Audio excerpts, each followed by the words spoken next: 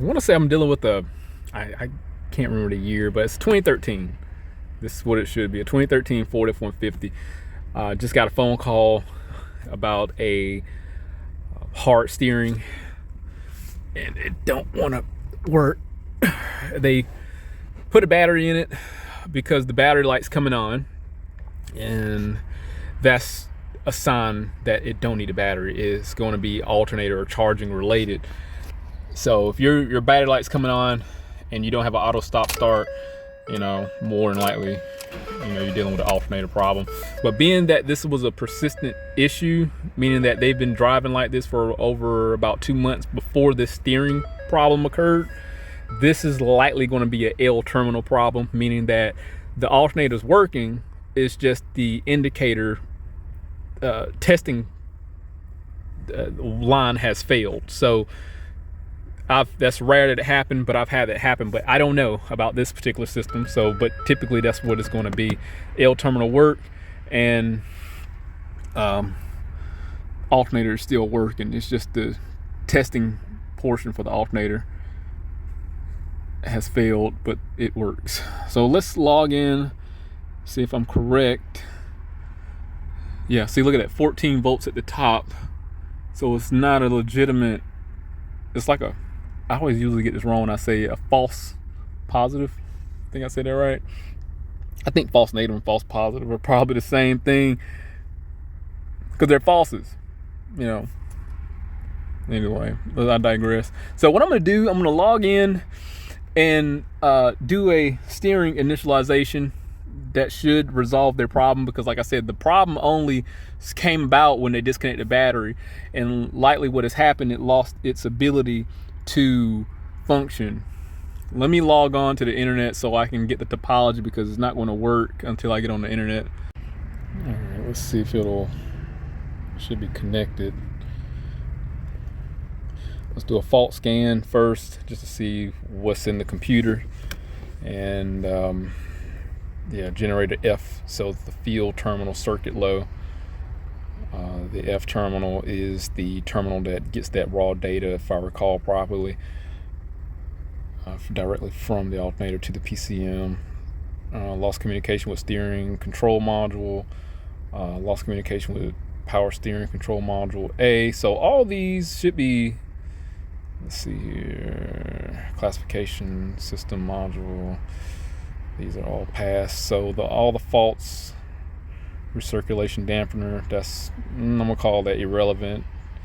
Anti-theft system. So I will say these are definitely going to be related to disconnecting the battery. So let's do a quick erase, and I'm going to check brake system, low battery features.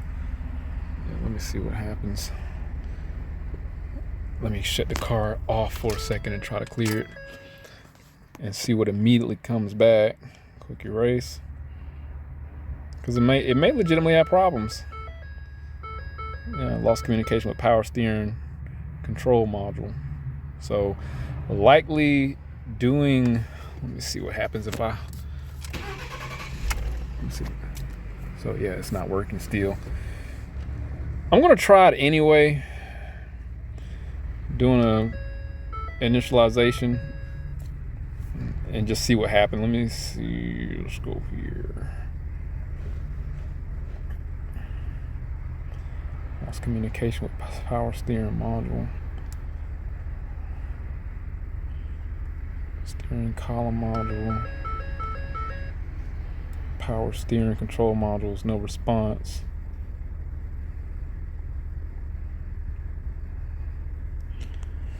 So it might be, they probably blew a fuse. And that's one thing I was saying on the phone. If they disconnected that battery and blew the fuse, that's probably what we got going on. So there's our module, it's black and it's offline. And that ABS module is telling on that one. So we might just have a blown fuse. Being that I can't communicate with it, we're going to be probably dealing with Yeah, I'm not gonna be able to do it. I can't go into the rack and pinion and calibrate it. But strangely, they say if you disconnect the battery and reconnect it, do a hard reset, it'll work. Lost communication with power steering control module. Okay.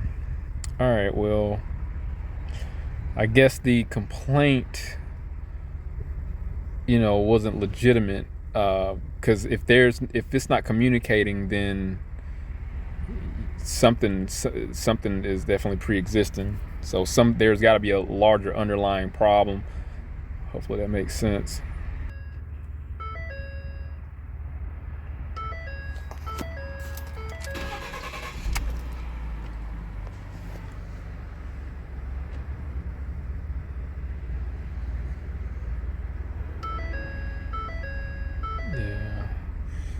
Yeah, we still got problems. I just need to, honestly, I know I'm going to have to look for powers and grounds on this system. So this is just me naturally just going through what I'm naturally going to do, explore my options here.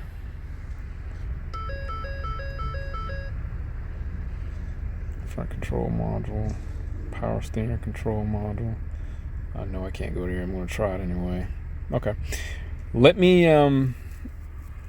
pull up some wiring diagrams for this and see what I'm dealing with with the power steering control module, find out what fuse is located, and then go from there, because we could be dealing with powers of ground. I pulled the plug on the battery, so I'm going to verify that the steering works when the battery is disconnected and reconnected for a few seconds, just like the customer stated. Just see what happens. Oh. That's probably why the immobilizer code came up. Yeah, no, it ain't working still. So we might be just absent of powers or some sort of ground. Let me do my thing. I got one more car to work on, and I will check this out. So I got my test light here. I'm just piercing around. Naturally, I got to check powers and ground. So I'm just gonna check all the wires that are going out. So we got power there, here, and here. So we got powers going out. I will have to definitely check and see where our powers are going to the rack and pinion, make sure we got power going to the fuse and back out to the rack. So there's our battery junction block here, junction box. There's a 125 amp fuse that's going to the power steering control module. So let's locate that and make sure we got power going out to our module. So the 125 amp at the battery had power. So the 125 amp at the battery had power here, right there. That's the one. That's what goes to the steering control module from the diagram, if I understand. But then I'll go to check this 5 amp here. This fuse here, 52.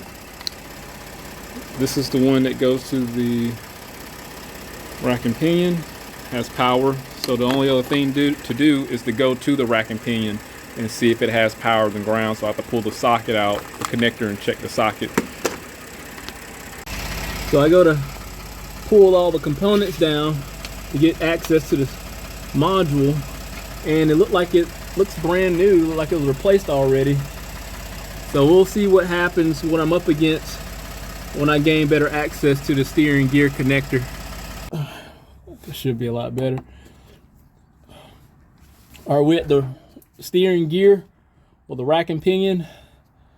This is our module. This is our power that we tested up top. We just need to make sure we have the power supply going from the top to the bottom, because we could have a broken wire. But let me show you why that alternator's light on. That alternator light is on.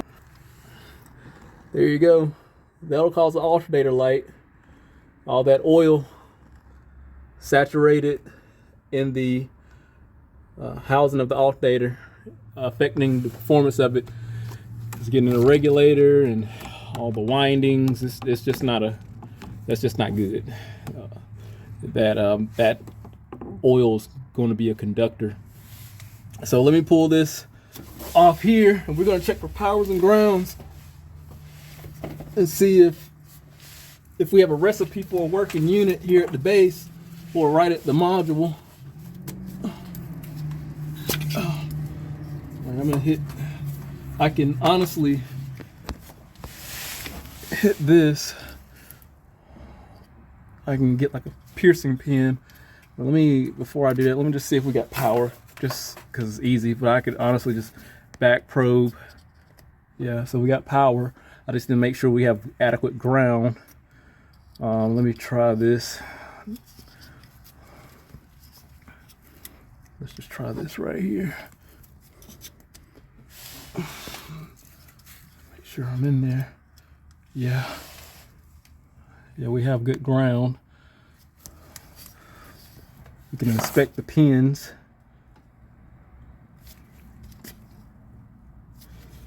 Take my light here. I don't like the way this bottom pin look. Honestly, look at it. I don't know if the camera's going to pick that up, but look. This was that power?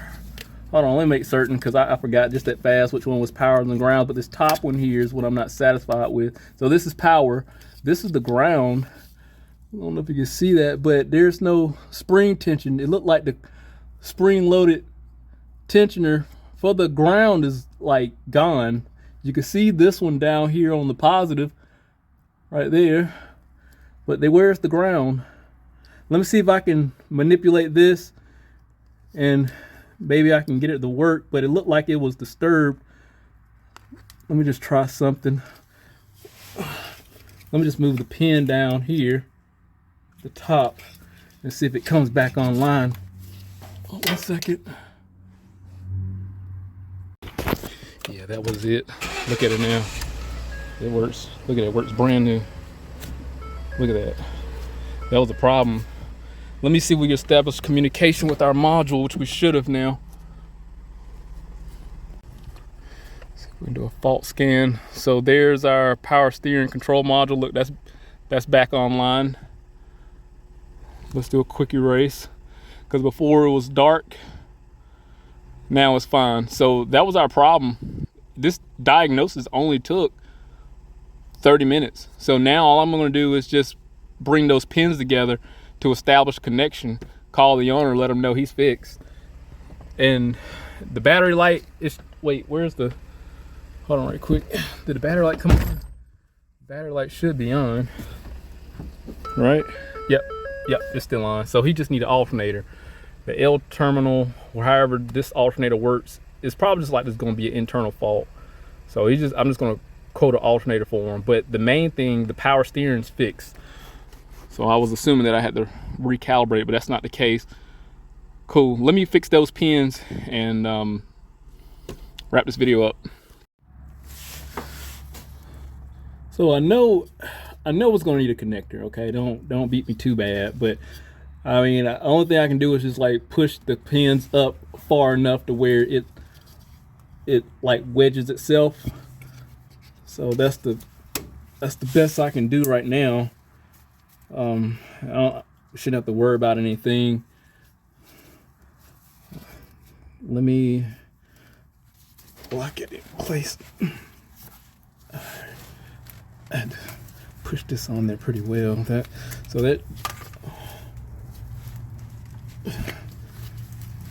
So that's on there. Let me test the steering one more time and it should be good to go. So based on what the customer was saying, I mean, I'm not going to doubt that, you know, the customer's telling a lie, even though they kind of do sometimes. But what was going on probably because the connection was so distorted, when they disconnect the battery, plug it back in, it would reset the module probably. And then when they go to move it, it would overload that ground and it would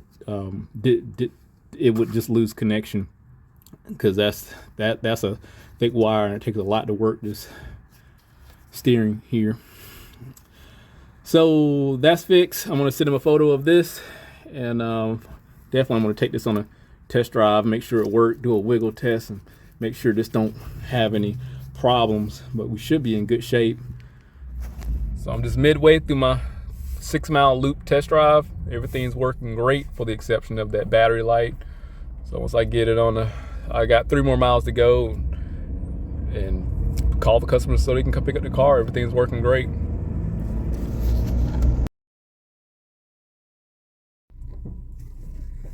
Just got back off the test drive here. I guess that's the owner coming to pick up their vehicle. I'll give you an update. I gotta talk to them. Usually I get my outro by myself, but they're walking up. The owners came by, got their truck. After my 6-mile test drive, everything worked out great. No issues. I mean, the computer system was still online. That was that. There's nothing else to really talk about. I mean, the main thing is we have to have these scan tools to diagnose these cars now, because if I didn't have it, I wouldn't have been able to know what was going on. I mean, I could check powers and grounds. I didn't, well, I probably could have, but most, I don't know. If I didn't have the scan tool, will I have the knowledge? I don't know. But we need the scan tool to be able to see if what conditions are unsatisfied. That particular truck did not have the module online, and we have to have that online for the best outcome for that steering unit to work. So we have to have bidirectional scan tools. You don't have to have a $5,000 scan tool to gain that access. Even the basic ones will be able to do that, like $500 ones, bidirectional scan tools. They'll work just fine. Yeah, and a test light, that was the tool of the day. The test light did its job.